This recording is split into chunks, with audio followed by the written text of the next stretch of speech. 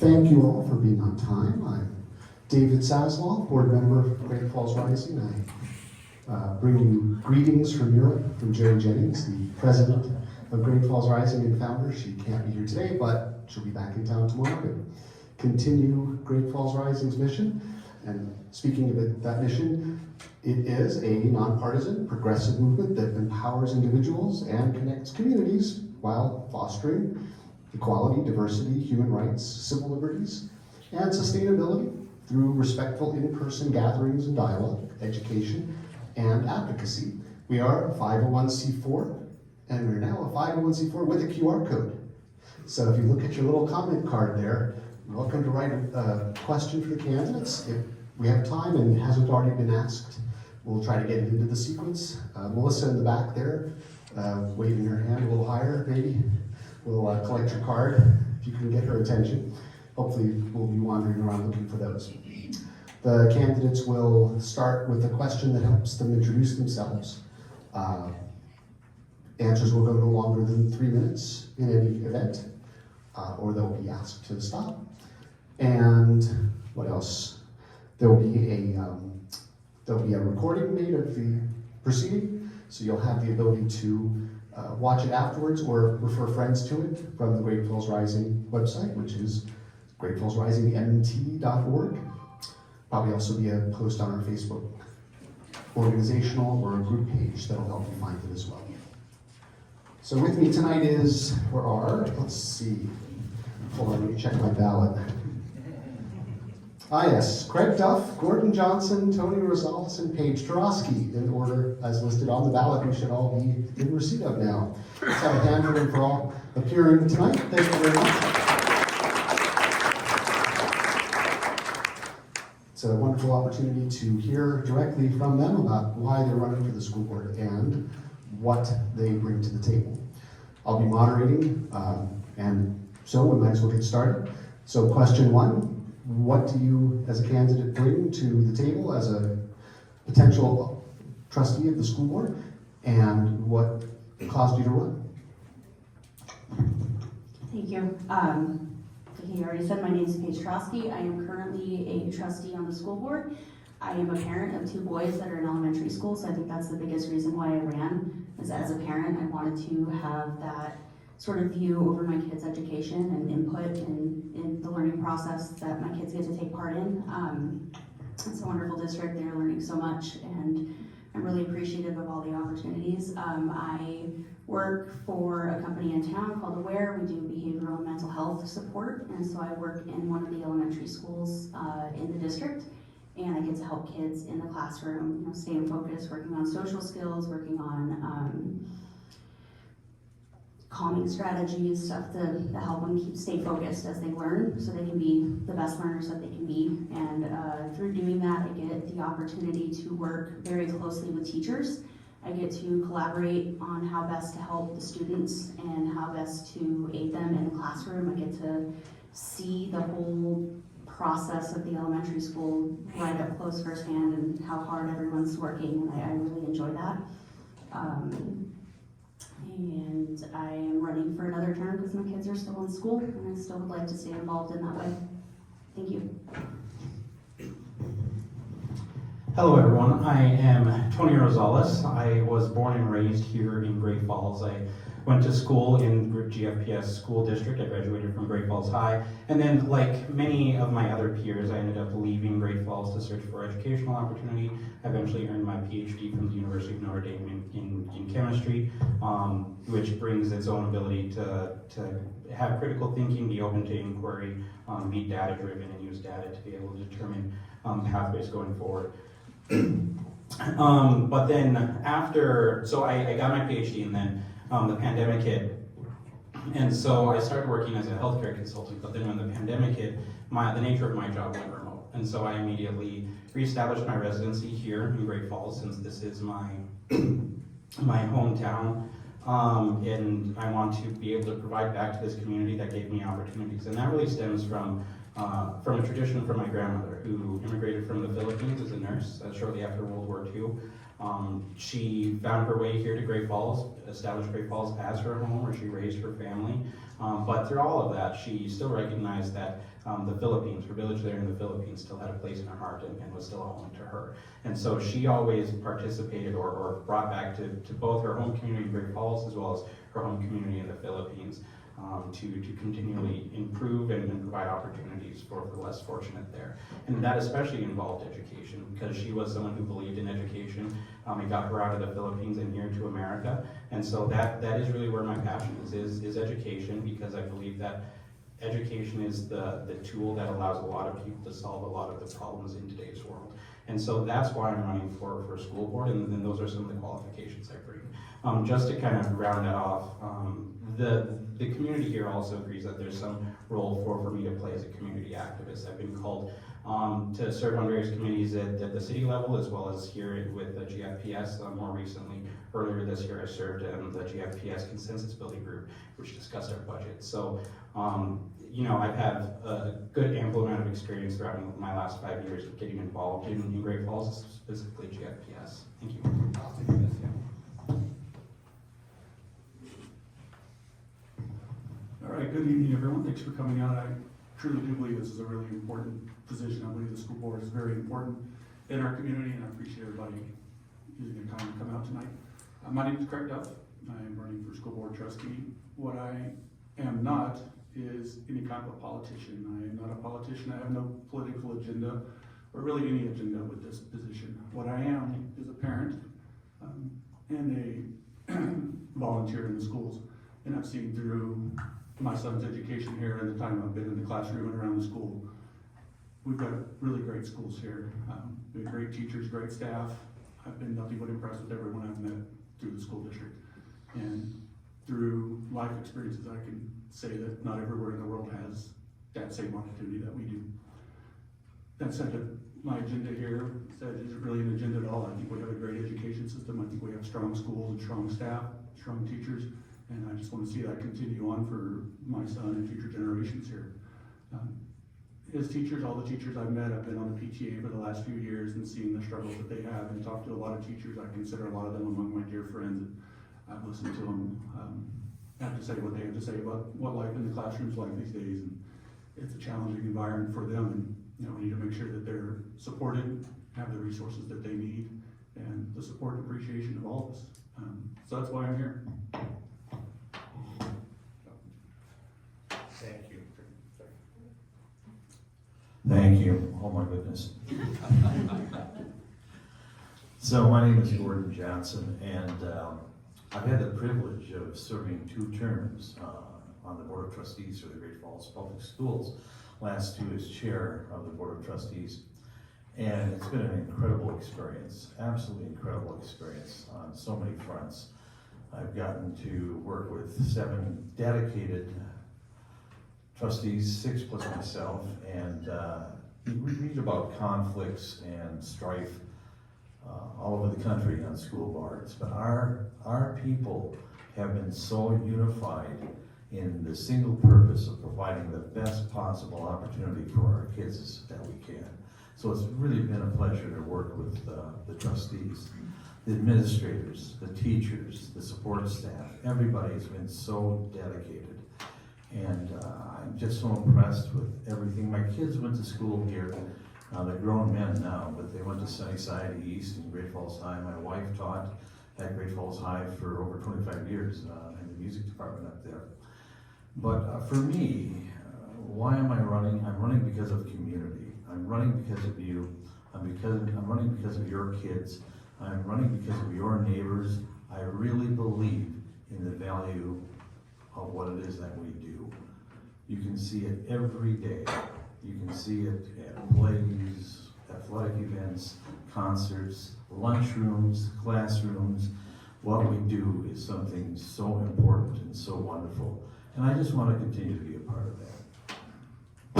Hold on to the mic there, Gordon, because you're going first next. Okay, the next question. Obviously, metrics are very important. You obviously get the performance improvement that you measure.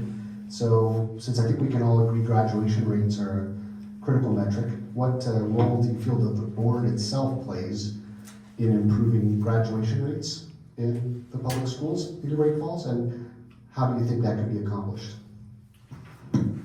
We as a Board of Trustees work very keenly under the advisement of our administrators, and we get some very good studied information as to what will work in our current day society. And I think one of the things that we've discovered is that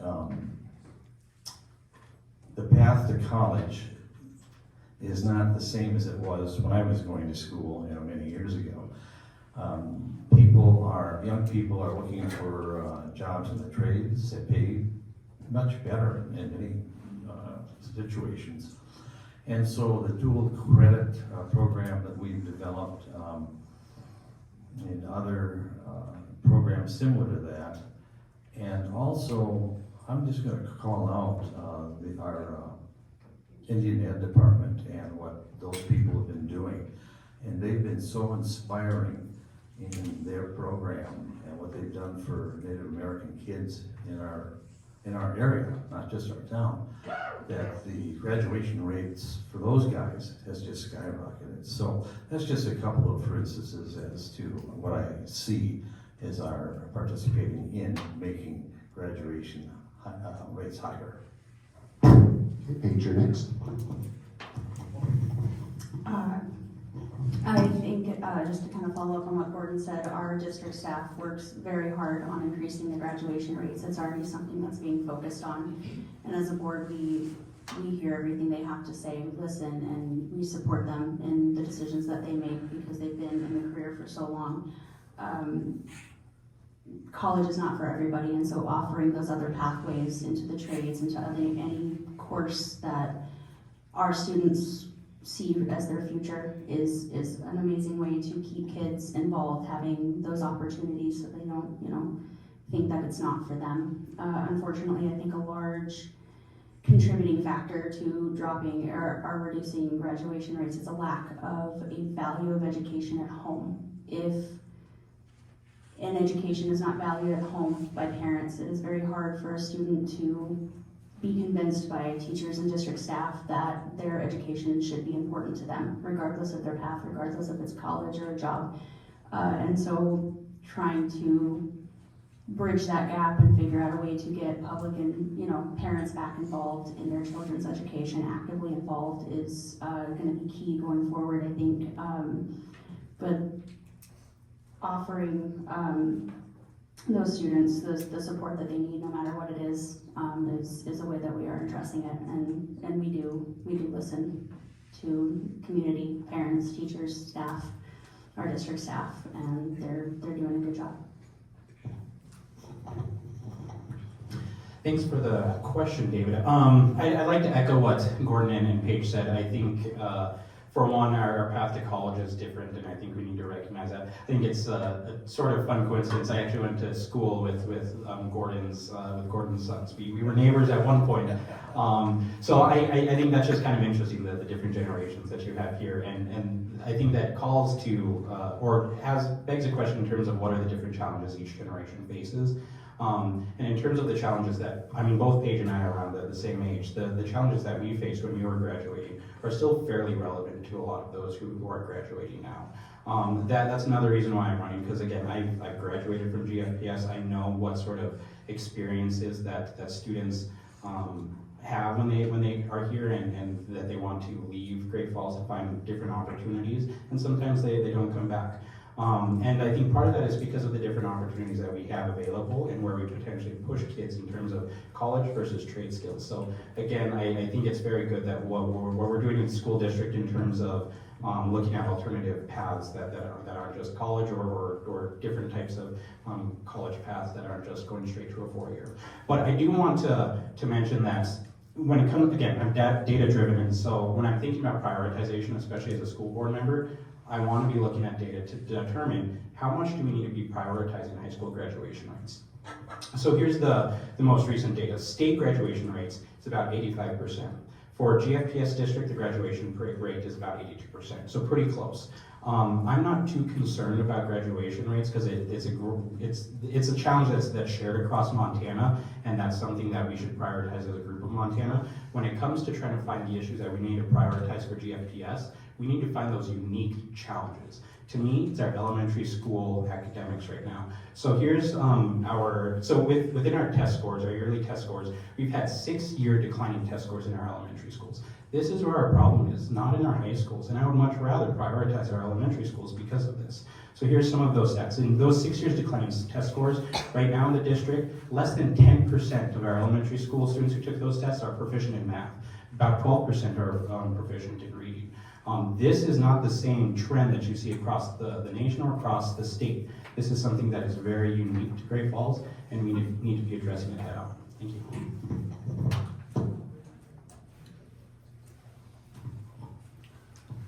All right, thanks. Yeah, I don't disagree with anything that's been said up here. I think when kids stop coming to school, it's a good indication that there's a problem somewhere, whether it's within the school or within the home life. I do think graduation rates, not to be all end all, but they all are important. But every kid's future doesn't look the same. Not everybody's future includes college. Some kids want to go in the workforce or go into the military service or something else. But I think it is important that we keep kids in school, and I think a lot of that comes down to connections. And for kids being able to connect with their class, their teachers, their campus, be it through education, somebody loves a certain subject, extracurriculars, if drama or the arts or basketball is what keeps a kid coming to school, and I think that's important that we keep those programs, if that's what gets a kid out of bed in school every day. I think that's important too. As a school board, as long as, we're looking at options, looking at the information we have, making sure that kids are able to find a connection in a place that they feel like they belong and keeps them coming to school, I think that's what we can do. Thanks. Thank you. Now hold on to the mic. You'll be first next. I think you're starting to see the pattern here. So, given that the Morningside School, or also known as Core School, now has a year under its belt, please describe what you've observed, either as a board member or as a candidate for the board, and tell the audience how you feel it should be monitored and evaluated, what data should be collected to determine whether it's efficient and should be continued. All right, I think a year is early to make any broad decisions on the success or not of the school. I think it needs quite a bit more time to mature and see what we get out of that, especially when we think about teacher retention and attracting new teachers. We need time for that to manifest itself. I've spent the last couple of weeks making a concerted effort to get out and talk to teachers I don't know, to meet new teachers, and I had teacher friends connect me with teacher friends to talk to some different people, and we talked about the core school, and honestly, I hear pretty positive feedback from everybody. There might have been some hiccups in the rollout of it, but I think everybody agrees that it's in a good spot now. We have a good friend of ours, one of my son's good friends goes to school there. We talked about it quite a bit whenever we get together, and she loves her class, she loves her teacher. Teacher's one of her best friends now, and they have really good things to say about the learning experience over there, and they're really enjoying it, and they're really benefiting from it. I think it's definitely an idea worth pursuing. Definitely need to give it time before we can properly judge its success, but I think going forward, I think it was a good idea. I think it's a unique solution, and definitely worth our time and effort to continue it.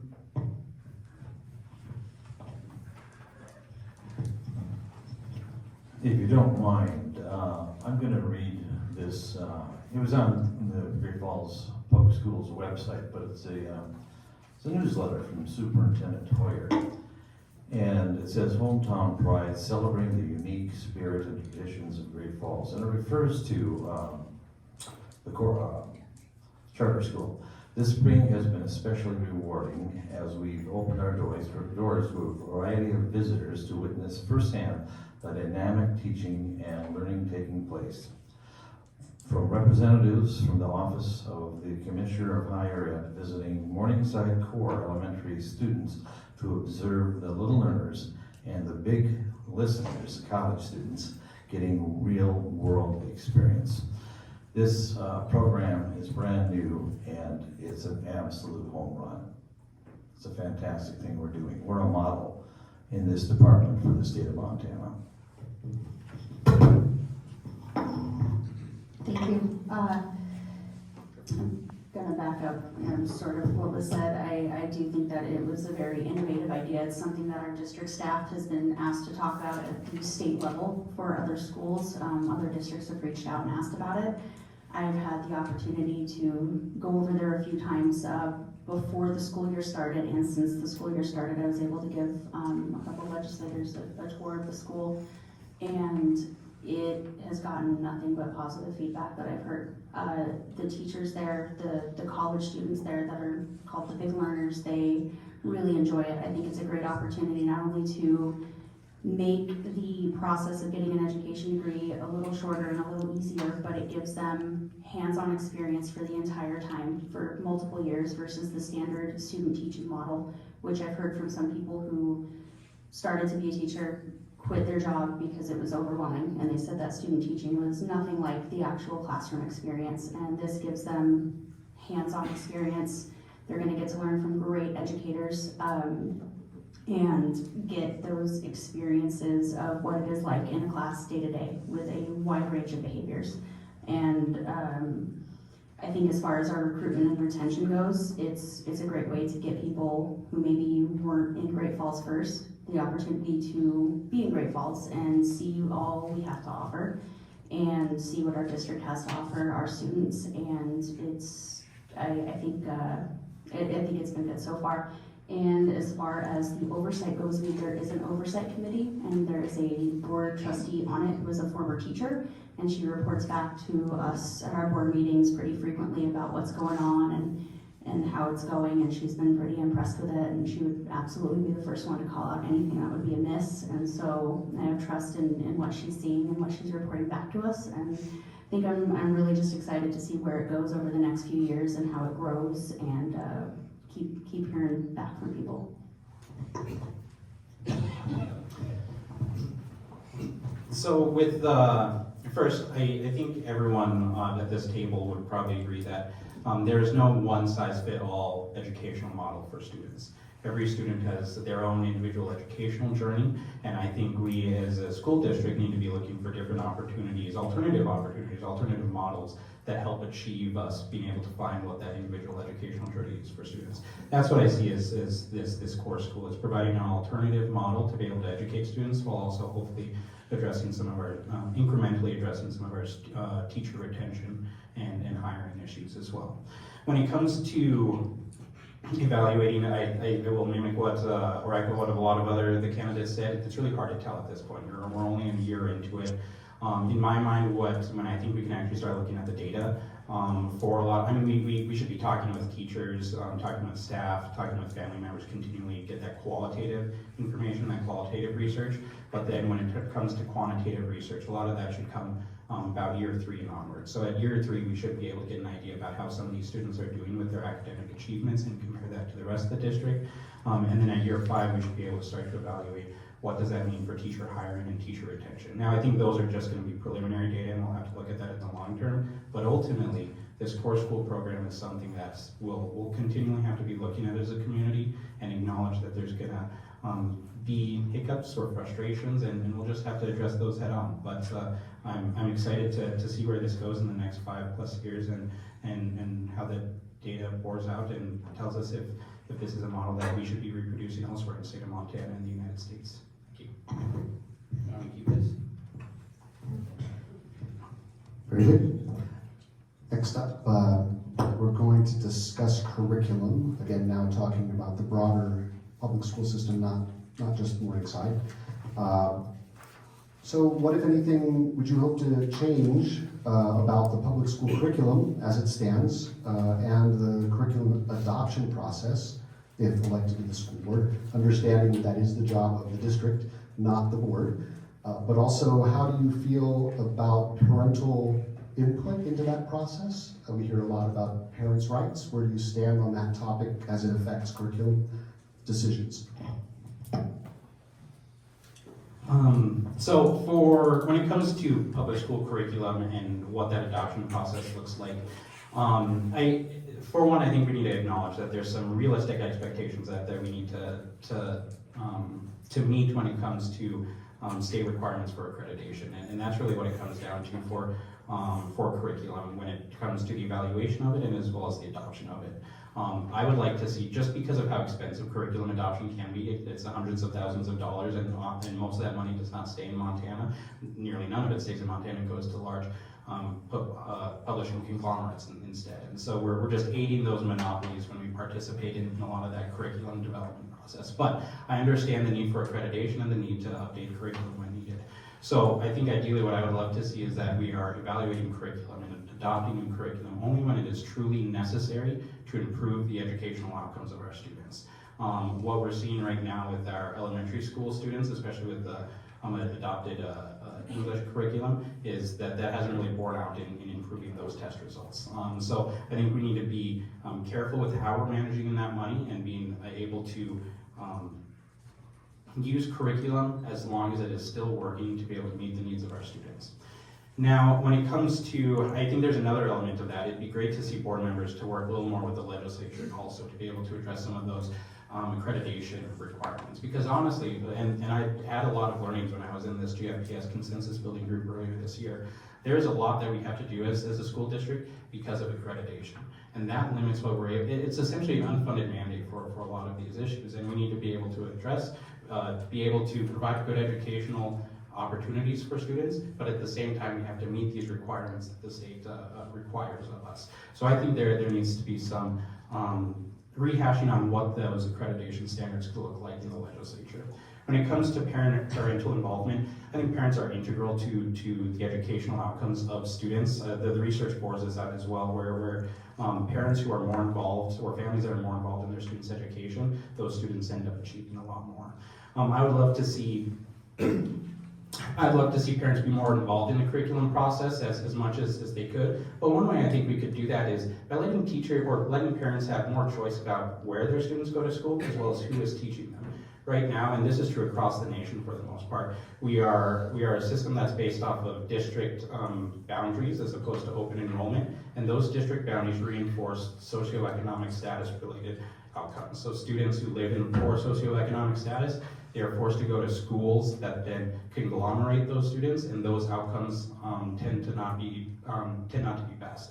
So we need to figure out ways that we can have an open enrollment system, which is being done across the country, maybe not to the same degree as district boundaries, but figure out how we can do open enrollment to allow parents to choose who is teaching their kids. And that's a form of curriculum involvement. Thank you.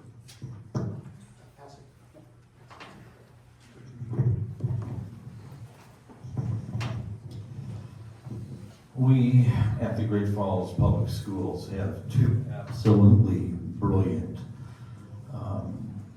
people who deal with curriculum, Becky Frisbee and Rachel Keller. They're amazing people, and they are so smart, so well trained. They keep their finger on the pulse of what's happening in our country at all times, and they report to us the most current findings in curriculum, and they develop the curriculum that our teachers use to teach our kids. And I even brought some show and tell. This is called a KUD, which is a know, understand, and do directive that teachers use. This is for the elementary, this is for the high school. I mean, this is just a small sample of the work that they produce and is handed down to the teachers. And the teachers then use their unique personalities to implement these blueprints upon these kids. And yes, the parents are involved. When we get reports at the board level, it's usually after a lot of time study that's spent evaluating what they've come up with, and parents are invited to serve. Before we the trustees ratify any curriculum, the materials are up at the DOB and they're available for observation and reading for several weeks before we would ratify a curriculum. So yes, the parents, we invite them with alacrity to come in and participate in the work that we do, hoping that it'll be a good fit for this community and especially for our kids.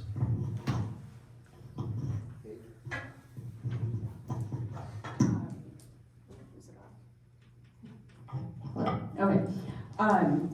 I actually just got to take part in the process of adopting a new math curriculum. We're currently working on that. And that's been a multi-year process. That's, I think, started around the time that I got on the board or not long after. It was a lot of comprehensive studies into the way children learn, where our deficits lie in the district with math, and what some other districts across the nation who have really great math scores are doing. And the curriculum coordinators were able to narrow it down through a lot of study to a couple of curriculums that have been up at the district office for viewing. There were teachers brought from every grade level to review it, and then it was sent out to every teacher and staff member in the district to review and have their say in it. And of course, it's open to parents. Parents are vital. It's their children's education that we're handling in the district, and so that input is incredibly important. And the district boundaries, as far as the schools go, are drawn pretty well to make sure that everything's sort of at a median as far as socioeconomic status, race, whatever demographic you'd like to pick. They're drawn very, very purposefully to ensure that. And we have permissive transfers, so if a parent lives in one district for one elementary school, they are able to do a permissive transfer to a separate one that works either with, let's say transportation or childcare. If they have a grandparent watching their children before or after school, there's many reasons for permissive transfers, and the district's pretty good about doing those and offering those to parents. But I think that our curriculum adoption process is very, very, very involved, and it's not taken lightly. It's not something that's just thrown around and just done willy-nilly. It's very intentional, it's very purposeful, with the reason or the purpose of increasing our student test scores, and only done when there is a need and our math scores are struggling. And so this is why it's been looked into so extensively, and my college degree is in math, so that's why I've kind of taken part in that. I really like math. So I think the district's done a really effective and efficient job of this and narrowed it down to 2 great math curriculums. I don't know that we could go wrong between which one we pick. And I'm interested to see what the rest of the teacher and public input is on that. And public comment is always appreciated. Thank you. And if I could rewrite that, or you're not gone? Oh. Sorry. No, as a parent, I have a vested interest in this topic because I want to know what's being taught to my kid and to other kids. I think curriculum, kind of as Tony was saying earlier, in talking to teachers, it's important that we give a curriculum time for teachers to learn and come to understand and how to present it to the kids so the kids best learn from it. So I think it's important that we pick good curriculum that we're able to stay with for years at a time before we, try to keep changing from one thing to another. I do think parent involvement in the curriculum choosing process is important. We need to have a good, clear pathway for parents and other community members to be involved in that. But we do need to lean real heavily on our educators. So they're the ones who are in the classrooms that are teaching this. They know the kids. All the kids are different, and it's important to have their opinion and their input. Because ultimately, they're the ones that are going to be responsible for teaching it, and they're the ones with the most knowledge and how it's best going to be presented. Glad you mentioned other community members, because I'm also one of those other community members involved in the math curriculum process. And I want to just give a shout out to Becky Frisbee as well. She runs a tight ship, and listening to those vendors, I really thought I was going to be in a position to say more than I was, but the teachers really have a good lock on what they need for the curriculum, I have to say. So kudos to all of them that are spending their time on that project. Tony mentioned unfunded mandates, and that leads well into the next question, which deals with recent developments in our nation's capital and the 2025 legislature in Helena, both of which are affecting our public school funding formula and the pot of money available to us for things like special education in Great Falls. So the next question is, what do you think are the tweaks needed for the funding formula to be right for Great Falls, and what would you need to see happen, if it hasn't already happened, to approve putting another levy in front of Great Falls voters.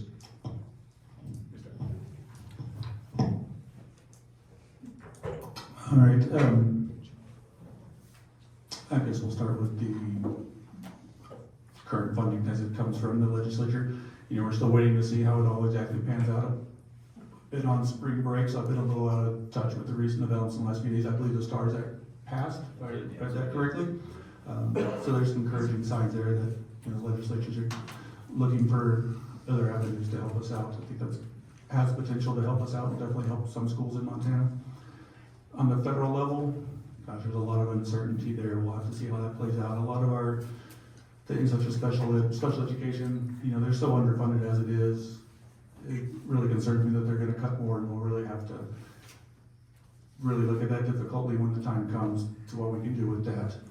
When I was considering running for the school board, I met with some, you know, a lot of friends and talked about if it was right for me and what they thought. And one of my good friends is a retired principal, and we talked about it one day. And I said, you know, it'd be hard for me to vote to cut things out of the curriculum. I think it's also important. There's nothing in there that I think is just, we can just cut. And that would be hard for me to be in a meeting and raise my hand as a board member and vote to cut something. And he said, you know, it's hard as an educator. I saw programs that were so beneficial to my kids get cut, and they never come back when they cut. They're just gone. He said, I saw kids who benefited from things, and then they were just gone, and I knew they would never come back, and that was hard. So that was a challenge of mine on a personal note with running for this.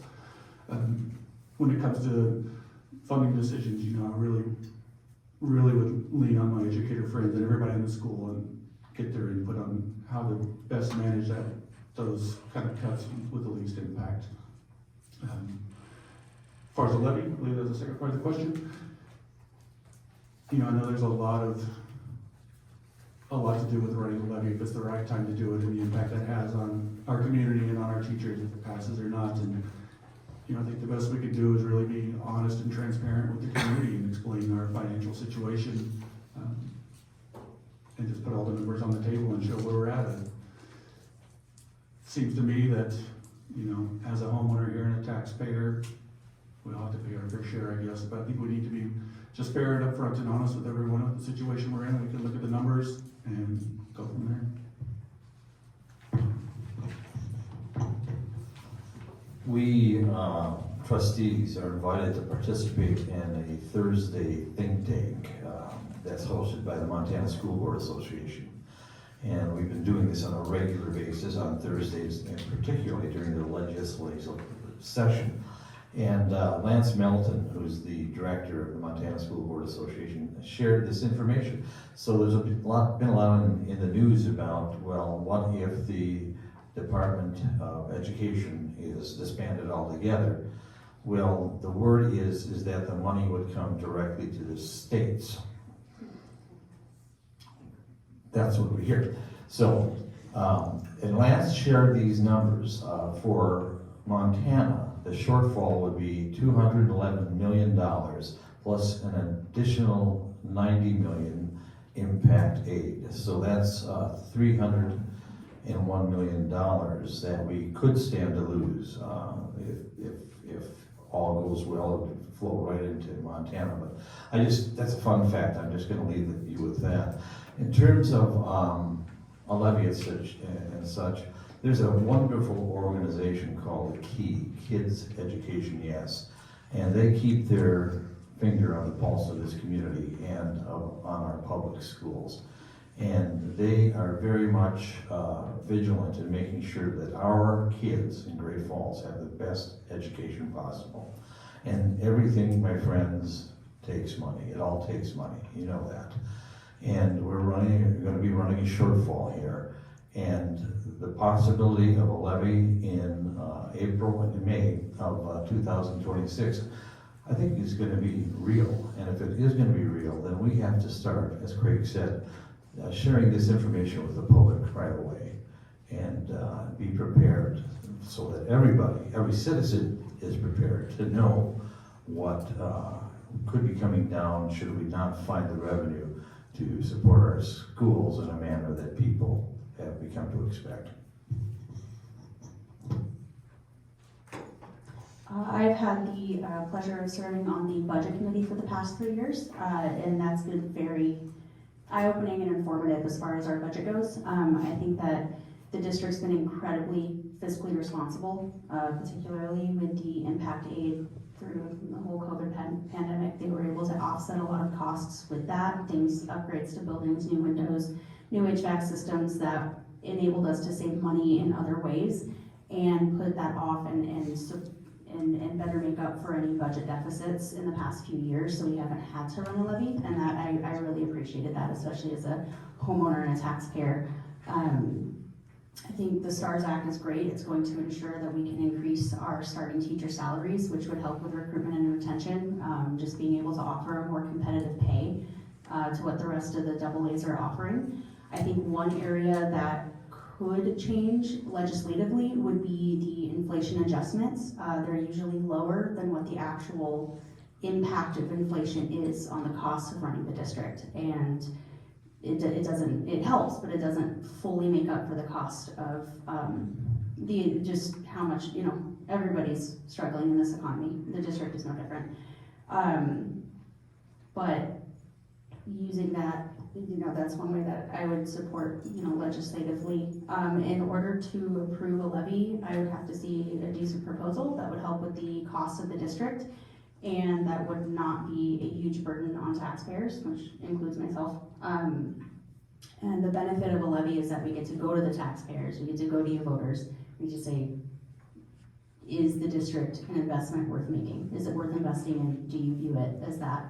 And are you willing to invest in it? Because it is hard to bring back programs once they're cut.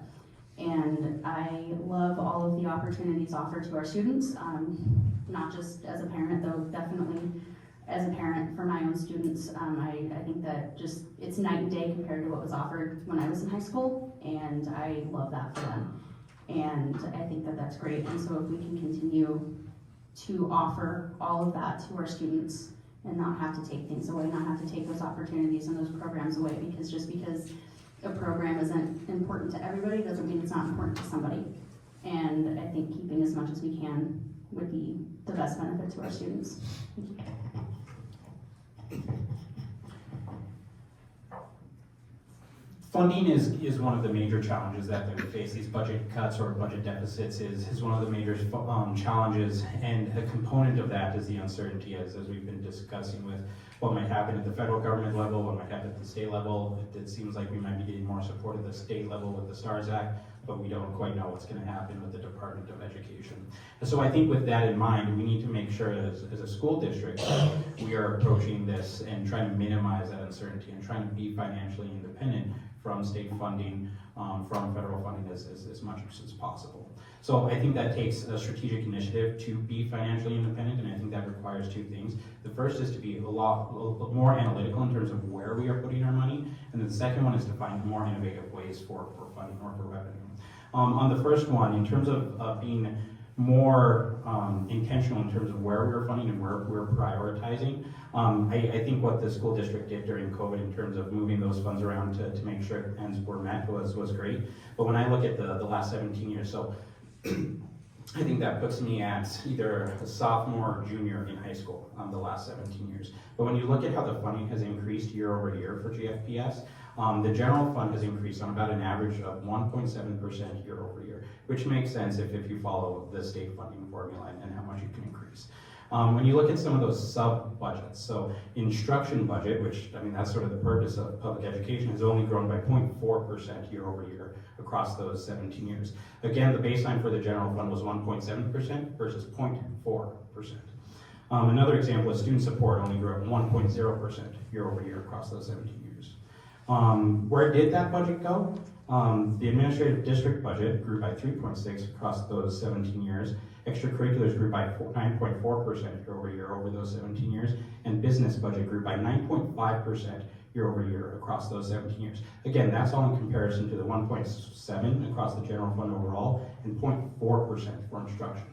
Now, when you look at those budgets, they're small amounts when you total the total general fund. But when you account for 17 years of being above 1.7% year over year growth, that accounts for about $3 million that we have not pushed towards instruction or student support, but instead towards our administrative district, extracurriculars, and businesses. Now, I'm not saying we could easily just cut those things, but I think it emphasizes a particular prioritization, being an unconscious bias or not, that encourages the school board to put money in a certain area when really they need to be putting it towards instruction. For this last thing on the levy, I think the most important thing is that first we need to have the levy put in November, so there's much public participation as possible. Second, it needs to be a realistic levy. I've been here for the last 5 years back in Great Falls, and we've had several levies fail because they were just too big of an ask. We need to be working with the community to understand, let's make sure the levy that we put on the ballot is something that's already something that we could do. And then finally, we need to exhaust all other routes. We need to be fiscally responsible with our budgeting, and then we need to have innovative fundraising programs. The one that I think was truly innovative is looking more for an endowment program as opposed to our current funding model, trying to use property taxes as the main or only way to fund education. Thank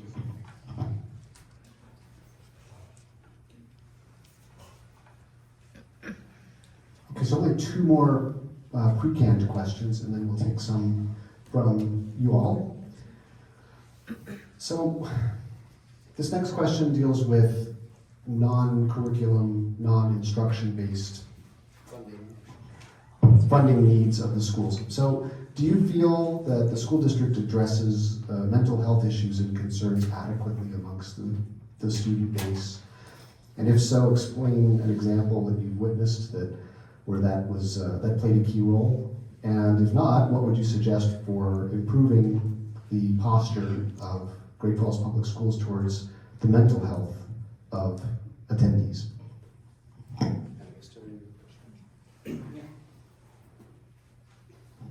Thank you. So when it comes to mental health, and again, this is my third time running, and one thing that I've noted in my races for, and not even just for public school, for GFPS, but just being here back in Great Falls for the last 5 years and being here throughout the pandemic, mental health is still an issue, especially stemming from the pandemic, and we still have a lot of deficiencies that we need to address that. I think the first step is awareness and bringing awareness to our community. So I commend GFPS for being able to do that and starting to take steps to help approach that. I think one of the steps that I appreciated in this past year was their policy number 3630, which they revised to provide more clarity around the school's position on cell phones in schools, largely giving it up to schools to provide some of that guidance in terms of disciplinary, but at least providing the strategy or the philosophy behind cell phones not being in schools was provided in that policy. I think we should continue to find different ways like that can help address that, especially when it comes to technology and phones. Students and dopamine hits is something that is very powerful. I coach speech and debate, and this last year when TikTok had gone or was shut down temporarily, I had several students who were more anxious and just concerned because they weren't able to get their dopamine fix from scrolling on TikTok. And I think we should be doing as much as possible in the academic sphere in GFPS to try and limit some of those issues, but also behavioral and bullying issues as well. Sometimes that data is not as easy to get at this local school level, but at least in prior years, we have seen that a lot of the bullying and incidents of violence, especially in our elementary schools, is really focused on 2 to 3 elementary schools. And when I know Paige made a comment earlier about median incomes and socioeconomic status being fairly spread out across our schools. I don't think that bears out in the data at all, especially when a lot of our bullying and violence in our elementary schools happens in only 2 to 3 of those schools across our 10 elementary schools here in Great Falls. Thank you. Just going to.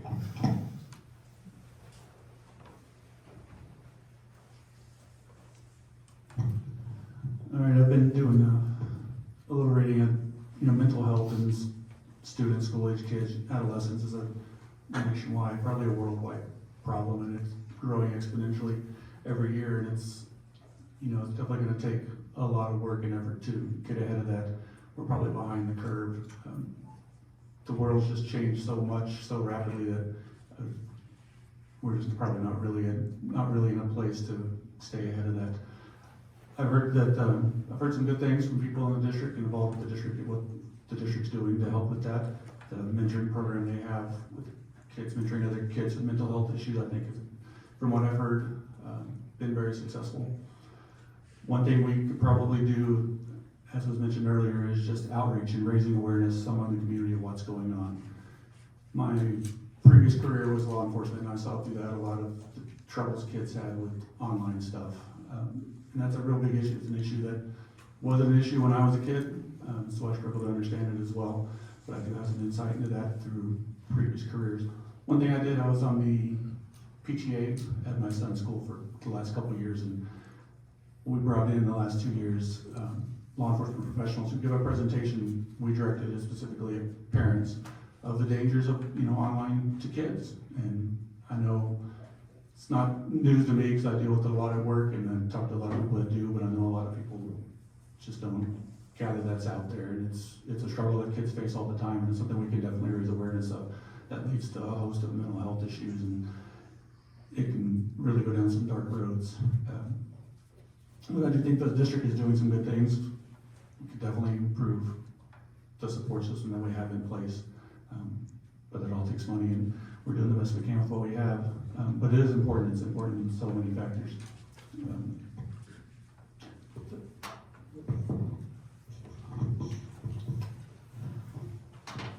The director of mental health for Great Falls Public Schools periodically makes presentations to the Board of Trustees, and it's absolutely heartbreaking. And she's only one person. She has a small staff. Back during the time that we were receiving ESSER money, we could, as a district, hire many more mental health practitioners and place them in our schools. That money has been spent, evaporated, and a lot of those positions are, quite frankly, gone. The need is real, and it's huge. There's various ways that we, as a district, are addressing that. Teacher training being one of them. We've got a wonderful program called Character Strong that's administered in our elementary schools, where kids are trained to be loving and kind to one another. I see a guy nodding right here. Yeah, it works pretty well. And we get presentations from these elementary students, and we're inspired. So, again, I'll say this one more time, and I'll probably say it again. It all takes money. It just does. And we would like to have a mental health specialist in every school. And maybe someday that will come.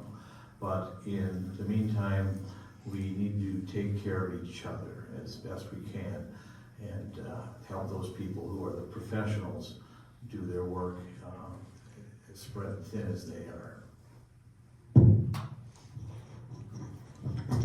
Thank you. I will echo what Craig said about the peer mentor group at Great Falls High.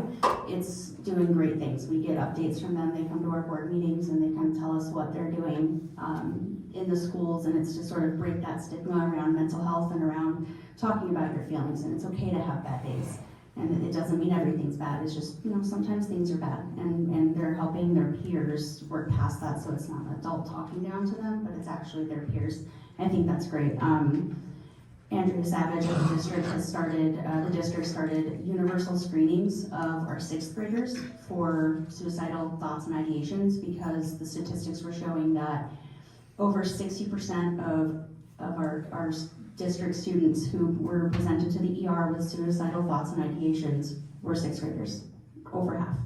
And that's quite alarming. And so the district is working to address that, and they're continuing to look at more innovative ways with the staffing that they currently have. And then the district contracts with companies like Aware, Many Rivers, and I think Alluvian to provide mental health services in the schools. Like I said, I work for Aware, and so our team is myself, another behavioral support tech, and then our team clinician who actually provides therapy. She does therapy sessions with the kids. This is all okay through the parents, but no district money goes towards that.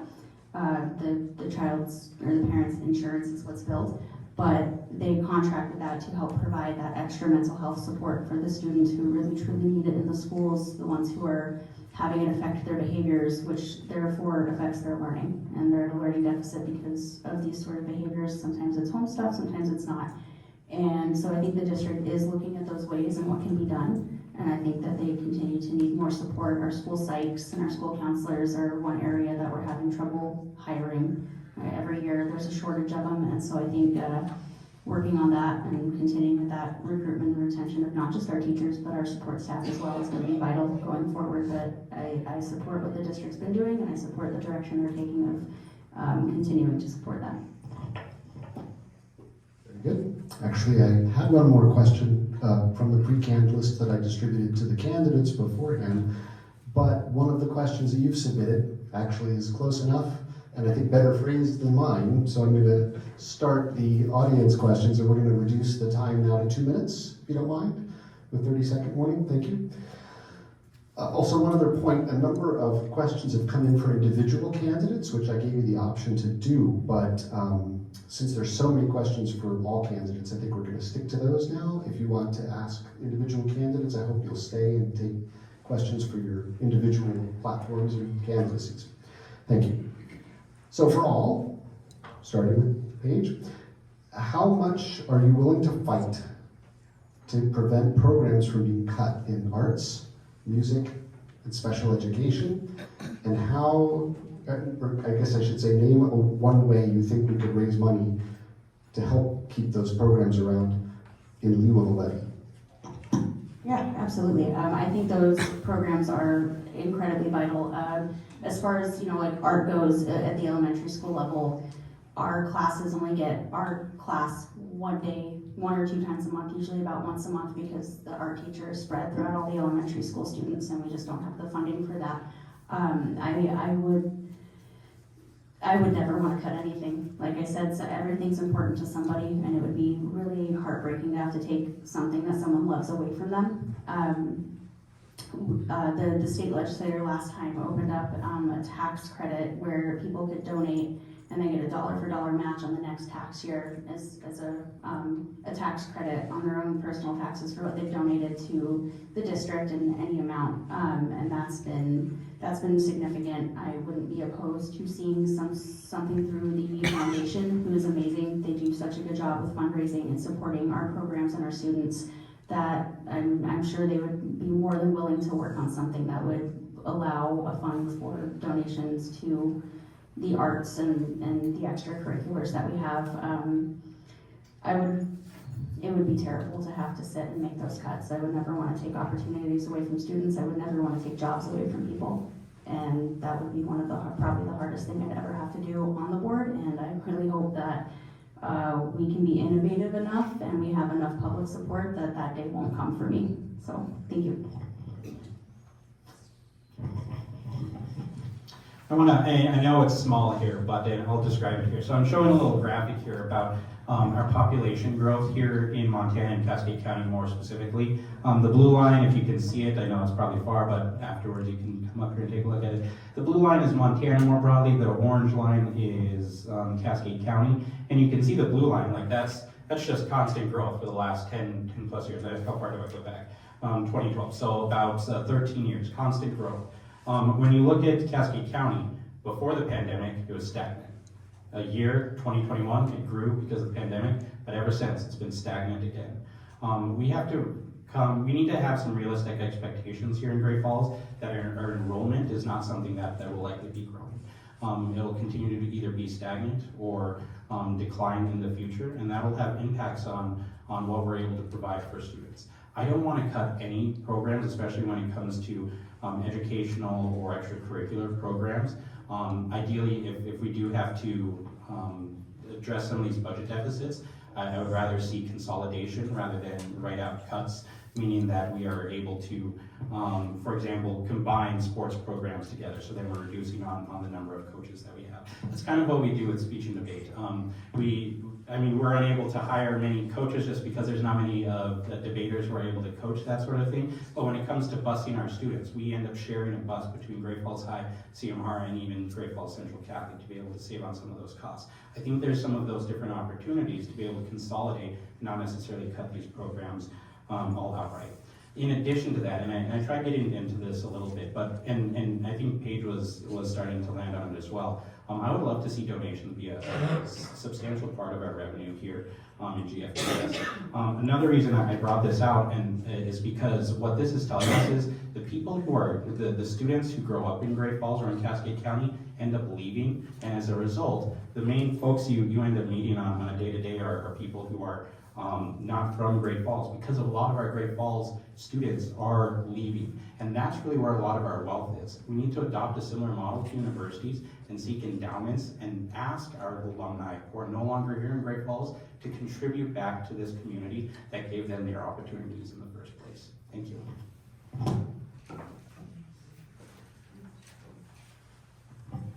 All right, going back to, I believe I discussed earlier, it was a philosophical dilemma I had with myself when I was debating to throw my hat in the ring for this or not. I don't want to think about having to cut things from the school. I think they're all important. Clubs, extracurriculars, arts, I think it's all important. I don't want to be in a position to have to cut any of it. How we're going to do that, I don't know. I'm fortunate in my life to be retired and have time. That's largely why I'm retired, so I can be more involved with with my son. And I went over to his elementary school and said, how can I help? And, you know, I lead the after school photography club. Photography is a thing I like to do. And they said, we need somebody to lead the photography club. And I said, I don't have any idea what I'm doing, but we'll do it.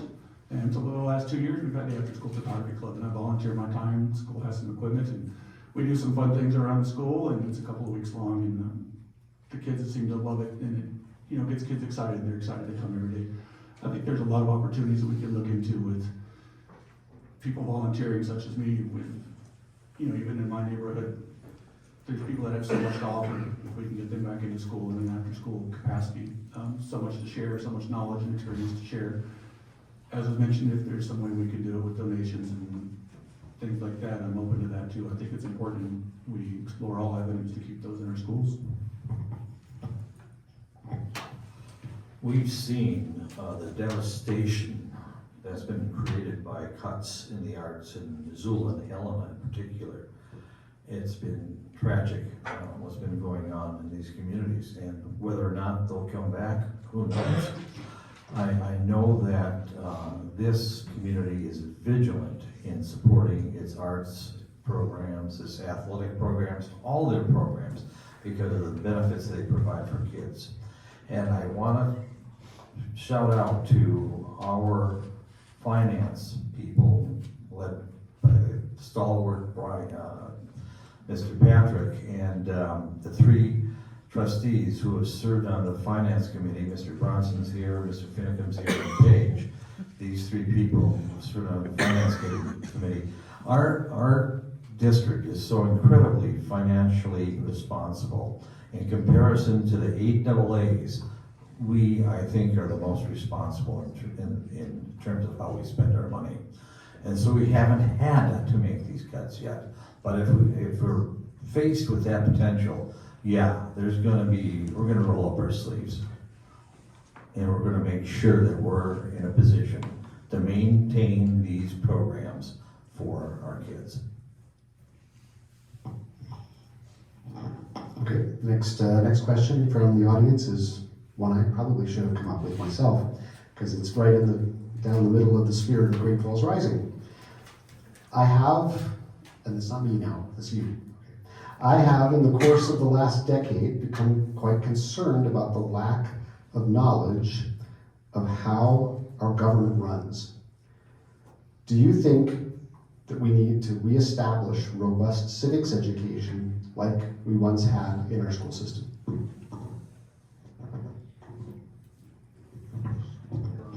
Since I'm holding the mic, I should have figured that out by now. But, you know, yeah, civics are very important. We have government classes. A lot of this should come from good conversations at home too. Turn off the TV, for crying in the mud. That's the first step. Because you're not going to learn about civics or government by watching television. You're going to do that by studying how government works and going to the original documents, going to the Constitution. And a lot of this can be accomplished at home in tandem with what the kids learn at school. Yeah, I'd have to go with a lot of what Gordon had to say. I appreciate the question. That is something that is near and dear to my heart, is how I'm a big history buff, and so how the nation runs and is very important, just to understanding life in this country. I know civics is taught in high school, and I think that it could be a more robust program. It could be something that's offered a little bit longer, a little bit more in depth, and I would fully support that. One thing that we've, as a district, have looked at and started implementing are fiscal education classes to ensure that kids know how to run a budget, how taxes work, and just how to balance their own money and manage it and live. And I think that civics would go right hand in hand with that, just with how our country works. And so yes, I'm absolutely in support of making our program more robust than it already is, if that is possible. And I think that our curriculum coordinators would be more than willing to take a look at that and make sure that everything's being covered that, you know, would be pertinent to knowing how our country runs. Thank you.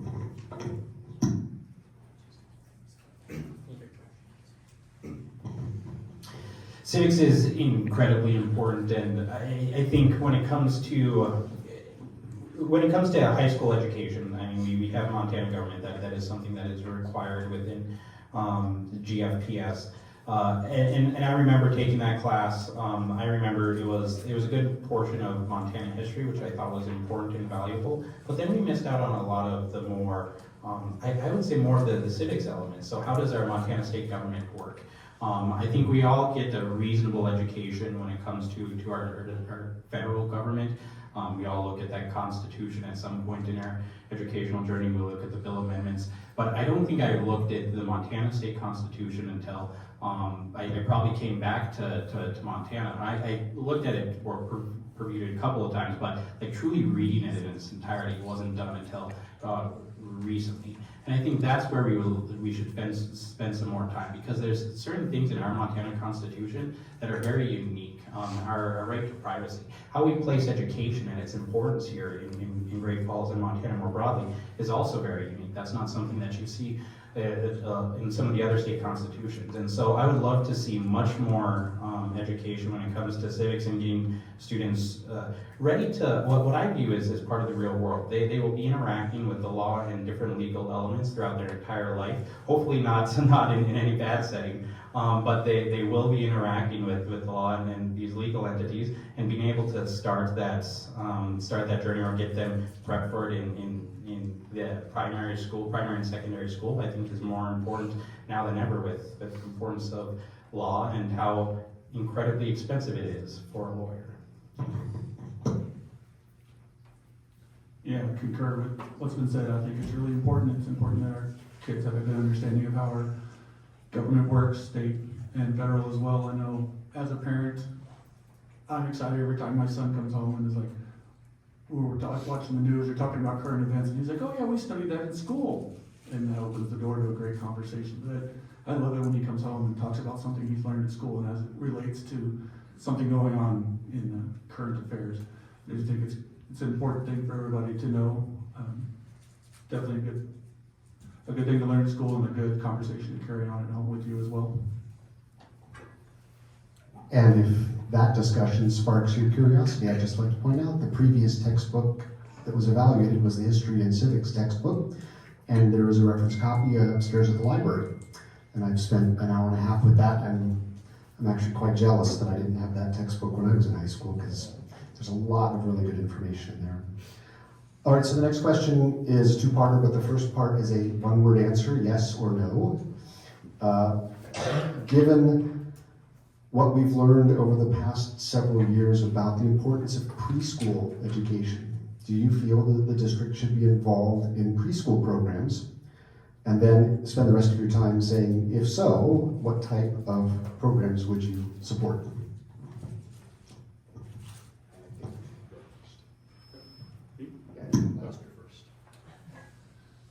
Yes or no questions are always hard, because they're never as simple as that.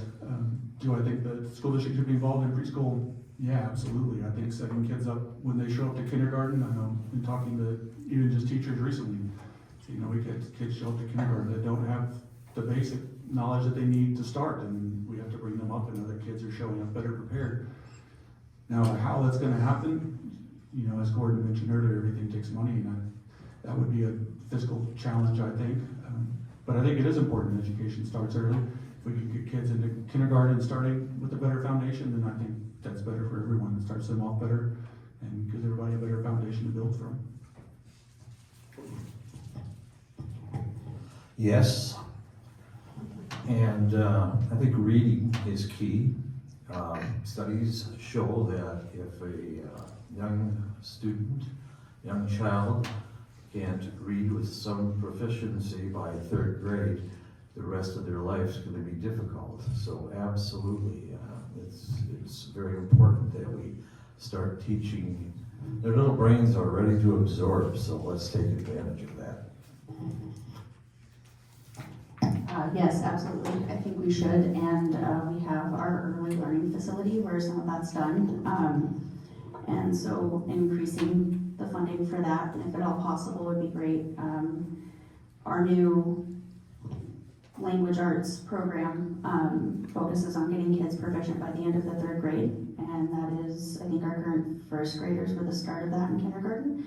And I have to say, as the mother of a 1st grader, that boy is reading and writing better than his older brother was at his age, and it is very impressive to see. I can no longer spell out words to try to, you know, he knows what I'm saying, he knows what PARK is, and he wants to go, and so he's just coming a long way and making signs as we drive, and it's a lot of fun to see. But I've noticed a lot working in the schools that you can tell the kids in kinder who went to preschool versus who didn't. They are better adapted to the classroom setting, and they know how to interact with their peers. They know the difference between how you act at home versus how you act at school, and it's a big difference. And then yes, that educational foundation as well going into kindergarten is vital. So yes, I'm fully in support of it. Yes, fully in support of preschool education. As I mentioned, my grandmother was very fond of education. I have a passion for education. I believe education is the main tool to solve many of our problems in today's world. And then I especially believe that we as a society have come together to fund education in a meaningful degree, especially in the state of Montana, where we just talked about civics. Our state constitution says to provide the full educational potential of students. Not every student may need preschool, but when we're considering that individual educational journey, preschool seems like one of those ways to put students, or to make sure students help achieve their full educational potential. One thing I also wanted to point out here, and I mentioned it before in terms of where we're at with our current proficiency scores across math, reading, and sciences with those 5-year decreases. I have another chart here that shows or illustrates that decrease for those elementary schools. And so I think this depicts, one thing that I think I should caveat here, which it's not the total story here, but COVID has a pretty large impact here, where this recent drop in test scores, those students would have been those who are entering our district at about that same time of COVID. So it was about 3 or 4 years ago, depending on when they entered either kindergarten or preschool. The reason I bring that up for this is because in order to address any of these issues that we see in the elementary schools, we should be starting early, not just addressing the students who are already or who are behind, but making sure that no future students are falling behind early. So that means that we use preschool to make sure we are setting up kids for the best opportunities within the rest of the district that they're in there for the rest of their school journey. Thank you.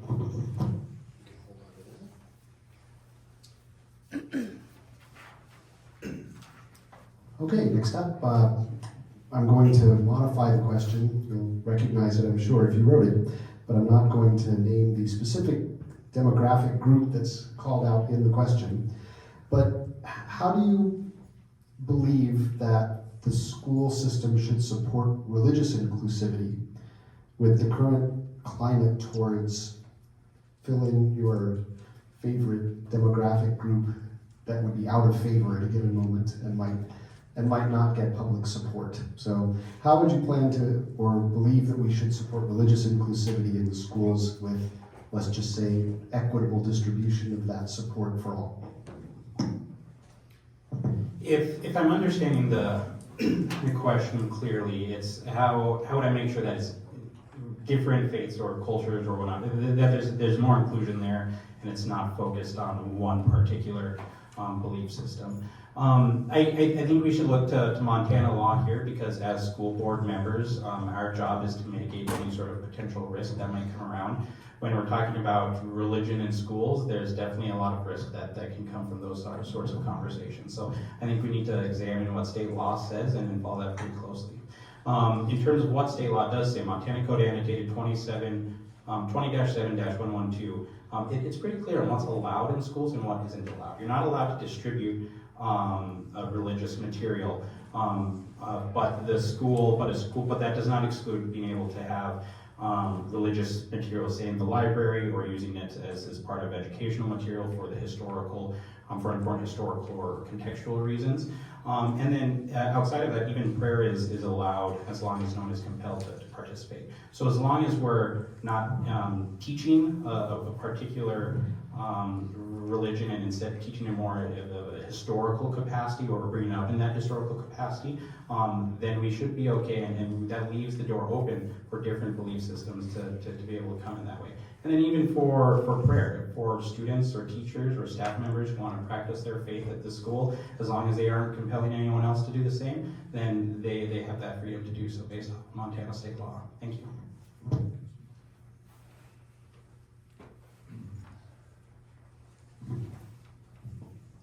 Yeah, from the way I understand the question as well, if it's an issue of, if we're talking reasonable accommodations for students to practice religious beliefs, and, we just need to consult with the law on the matter and make sure reasonable accommodations are offered to those who need them. As far as the teaching of religion in schools, it's been an important part of world history. I think it's something that we can't overlook and ignore.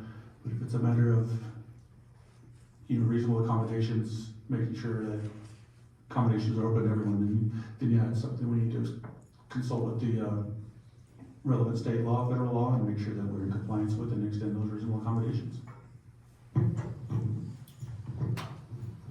That sort of instruction should happen at home with the family or at church. Hold on to that. Thank you. You did ask a question pretty close to that in the, so I kind of already thought about it.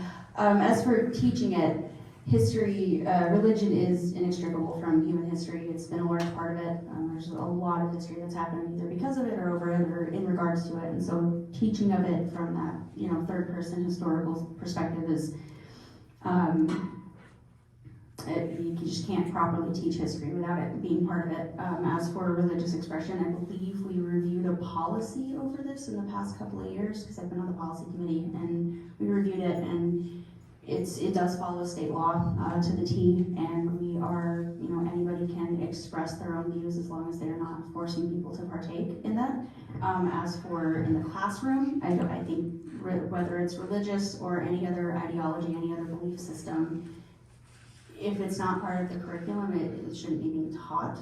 It can be talked about outside the classroom, but when it's in the classroom, you're focusing on your reading, your writing, your math, your history, you're focusing on the things the test scores are on, and as long as that's the focus of the classroom, is our actual, board-approved curriculum, then, we have the freedom of speech. It's in our First Amendment right, and that applies to everything, regardless of what the belief system is, and so we, as long as that policy is being followed, we're good to go.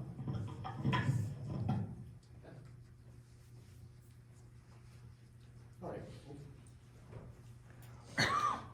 Coming down to the wire here, we did call a 7:30 end to this, so I want to make sure that we respect your time. The next question, and we'll just do two more, I think. The next question deals with a hypothetical, and I know those are always problematic for political responses, but I liked it enough that I thought that it would be worth asking. If a current or future superintendent of Great Falls Public Schools came to this board, and you were on that board, and asked you what the policy should be if immigrations and custom enforcement unexpectedly entered a Great Falls Public School and demanded to know where certain students were, what would you suggest the policy be?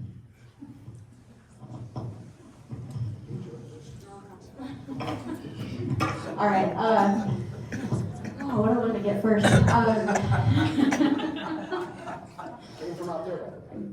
Thanks to whoever asked it.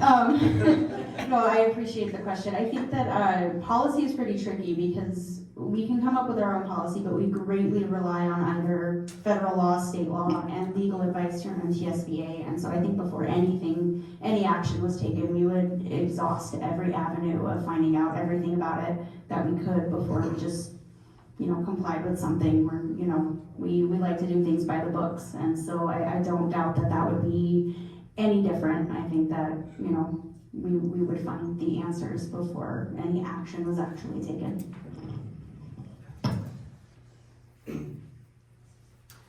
This is going to be initially a sort of plug towards an initiative that I'm doing with some other individuals here in this community called the Cascade Effect. If you haven't heard about it, definitely check it out. We have some podcast videos on YouTube, on Facebook, at a couple of different locations, but if you just search the Cascade Effect. But essentially the idea behind that is that a law enforcement officer went to a property, didn't have a warrant on him. The resident asked to see a warrant, and the warrant was not supplied, and instead the law enforcement officer trespassed on that property. There was a gunfire battle that pursued, and the resident died because of that. So in the words, to answer this question, what would I do if we had agents come in asking for a particular student? In the words of the late Mike Hansen, show me the warrant. I'll take that. Paige's answer nailed it. I'll go one further and say that Gordon's answer nailed it.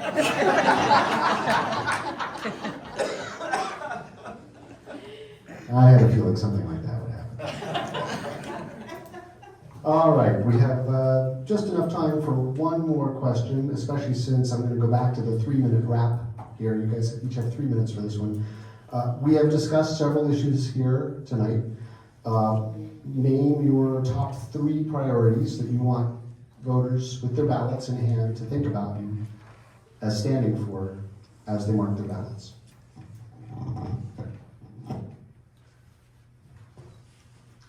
In the top 3. So like I said, I don't have a real agenda. I'm just a parent who wants the best for my kid and other kids. I think when it comes to the school district, it starts and ends largely with our teacher staff. I think priority number 1 is ensuring that we have the best teacher staff that we have, that we retain the ones we have and attract the best of the next generation. That's largely going to be pay, benefits, but also making sure that they have the support and the trust of us and that we respect them as the professionals in the classrooms that they are. Priority number 2, the funding structure that Montana has set up for schools is probably a little antiquated, and I don't know that it's the best. Couldn't tell you who's doing a better job than we are, but there's definitely room for improvement there, and I think we can make that a priority to try and improve the way that structure is set up. Third on my list is our students, making sure that they have the support they need as well, mental health wise, education wise, in their life wise, to make sure that they are getting the best education they have and that we're setting them up for success when they leave our school district and become part of our community.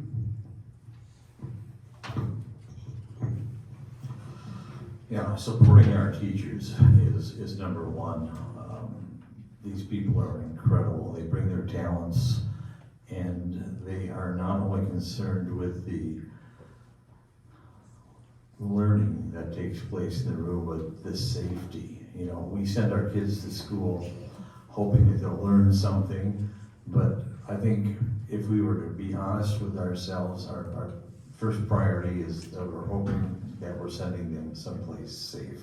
And those teachers have had the training, and they have the responsibility, and they have the passion, and they have the love for these kids. The least we can do is support these teachers because they bring their level best to our kids. 2, again, community. What is it that we can offer to our community through our public schools? And the answer is quite a bit. The better job that we do in educating our society, the better place that we are going to have to live and thrive. And did I say this before?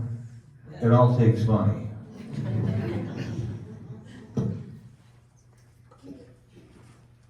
I would say my top three priorities to focus on would be recruitment, retention, and teacher salaries. Our kids are not going to get an education without really well-trained teachers, and we're not gonna have those well-trained teachers, those quality educators, without offering a competitive salary. They'll keep going to the other AA's. Test scores, proficiency-based learning is key. Not just test scores, but making sure the kids actually understand it, can utilize the information that they're learning. And then the last would be the budget.